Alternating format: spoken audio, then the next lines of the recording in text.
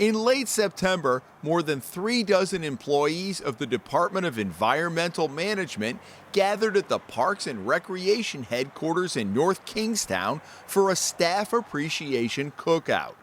They are the ones responsible for maintaining Rhode Island's extensive woodlands, parks, beaches, and bike paths. Supervisors saw it as a way to say thank you for their hard work over the summer.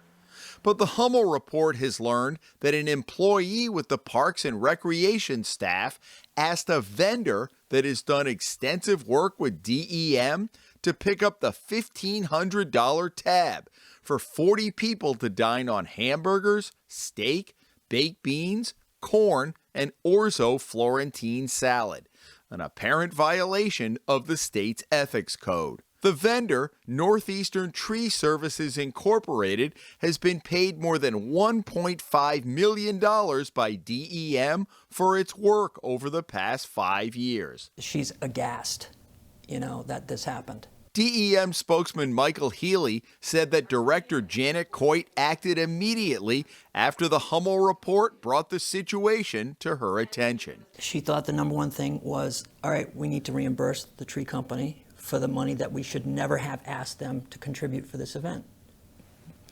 Because at the very least, it looks really bad if we're doing business with a vendor, and now we're asking this vendor to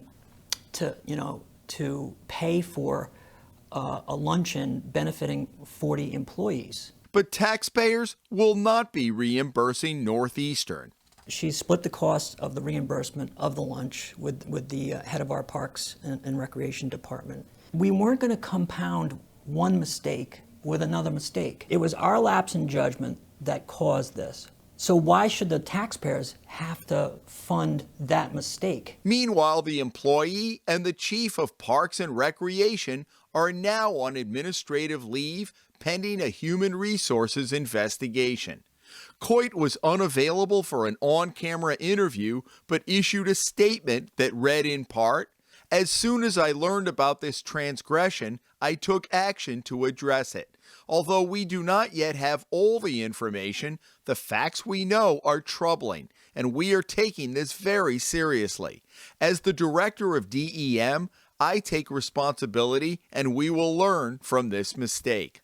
Coit added that she is mandating Ethics Commission training for Parks and Recreation staff and DEM senior leadership, something she did when she first became director in 2011. Northeastern Tree Service has been awarded the Tree and Shrub Trimming Removal Contract by the state each year since 2015 for routine and emergency tree work.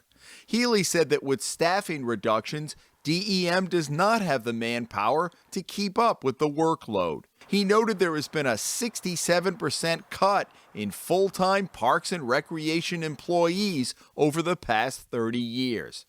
DEM is responsible for 8,200 acres of parkland, 1,000 campsites, 400 miles of hiking and bicycle trails, and 25 parks and nature preserves. He said trees are the leading hazard and risk to the public. Our number one job when anyone visits the property is to ensure their safety. And if you're riding on the East Bay bike path, the last thing you want is for a tree to come down on somebody, or if somebody's over at the farmers market at Goddard Memorial State Park, where we have those farmers markets surrounded by beautiful trees. But trees that had to come down. DEM records show that Northeastern was paid $128,000 in 2015, $827,000 in 2016, $61,000 in 2017, $91,000 in 2018, and $401,000 in 2019. Why the large fluctuations? Healy pointed to 2015. We had a microburst that caused incredible damage to Burlingame Campground. All kinds of damage, lots of trees. There were even injuries in that. But some of the work has been planned. Over the past several years, tens of thousands of acres have seen a high volume of weakened or damaged trees, some because of the gypsy moths.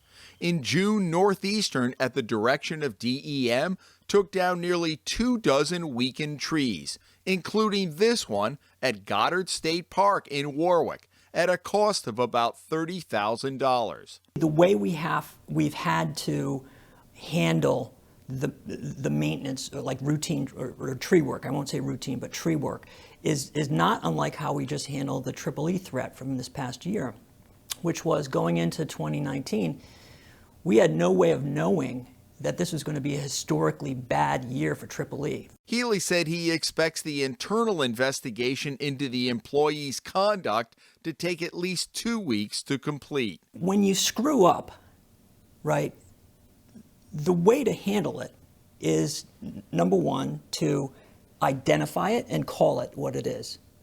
It's a mistake. Now, there's an investigation going on, so right now, all I know is that it's a mistake, right? So it's call it what it is. Number two is make a repair. So in this case, the director and the head of parks have paid back the company for that solicited money, for the money we should not have asked for. And number three, what are you going to do different?